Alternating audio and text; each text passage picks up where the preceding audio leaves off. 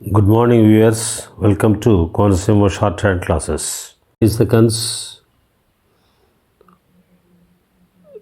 Mr. Speaker, I rise to speak on this bill which seeks to levy a betterment tax.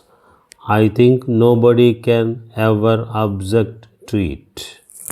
Taxation in general is essential in the interests of the area which is underdeveloped. It is the duty of any government to find ways and means for meeting the growing needs of the state. For this purpose, they have to mop up all available resources. So far as this bill is concerned, it proposes to levy betterment tax in regard to all those irrigation projects which have been completed on a particular date. In respect of these projects, it is but natural that the government should consider the imposition of a betterment tax, especially as the value of the lands benefited by such projects would have increased very much. The question is what should be the principle behind the levy of this tax? All those who can afford to pay should be taxed from the date on which they began to derive the benefit and should be asked to pay the tax if such betterment levy has not been levied till then. It is but fair that they paid the tax from the date on which these projects began to function. Whatever might have been the case during the days of the foreign rule, we have to take into consideration the fact that we are in different circumstances now. We are having our own government.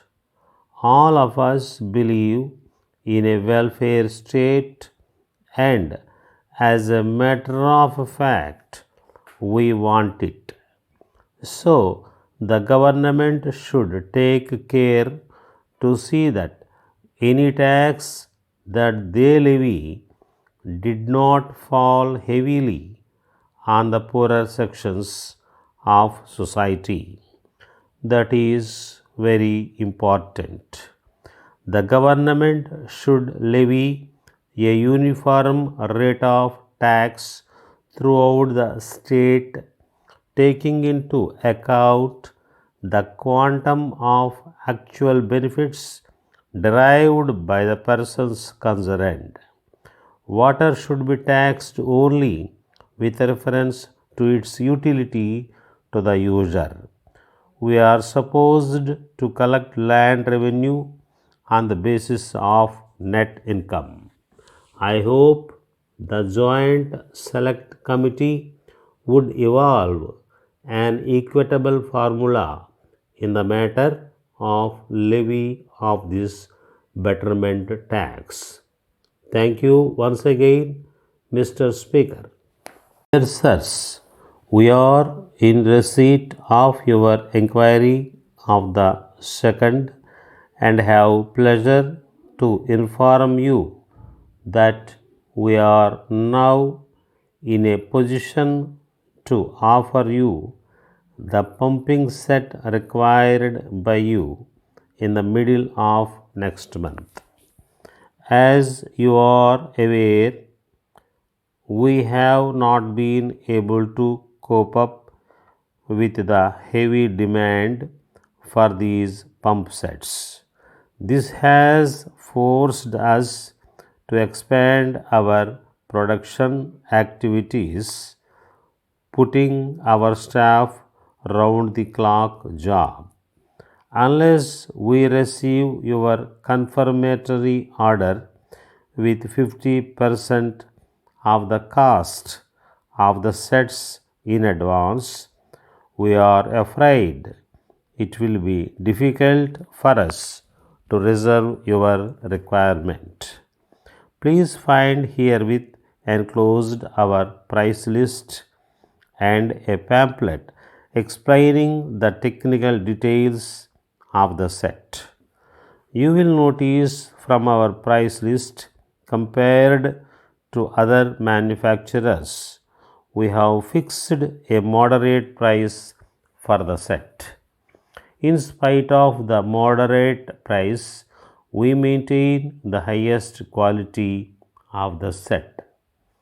We are today advising our local agent there to contact you at his earliest convenience and explain to you the salient features of our manufacture. If you so desire, he will give a practical demonstration. We feel sure that you will be fully satisfied with the pumping sets. Our terms include 50% of cost with order and balance on delivery. We allow a liberal discount of 5%. We would strongly recommend your going in for these sets, particularly in view of the low cost and their satisfactory performance. We are also enclosing the reference list, which gives details of the orders for similar sets executed by us. Thanking you, yours. Dear sir, we thank you very much for your letter of 5th April asking us to insert an advertisement of your goods in 4 of the daily newspapers whose advertising space is controlled by us. It is a matter of great regret to us that for the moment we have been obliged to postpone the insertion of your matter. As you will see from the enclosed catalogue, our terms are strictly cash in advance. Unfortunately, for this type of advertisement, it has become necessary for us to insist on this condition except in those cases where we have been given business reference or where we have already had the pleasure of doing business. We did our best to get in touch with you by telephone but found this to be quite impossible. We suggest that in future, any advertisement you wish us to insert for you should be handed in to our local office. We hope you will find this more convenient. If it is your intention to embark on a policy of wide publicity of your products, we would suggest that you make formal application for us to grant you a credit account. The manner in which this should be done is fully described in our catalogue. Have you ever thought of trying our new system of railway advertising? We believe you would find it most helpful. Particulars will be given on application. The present business entirely depends on proper and beautiful advertisement through popular daily newspapers, which fact need not be brought to your notice as You know the importance of such publication these days. Yours faithfully.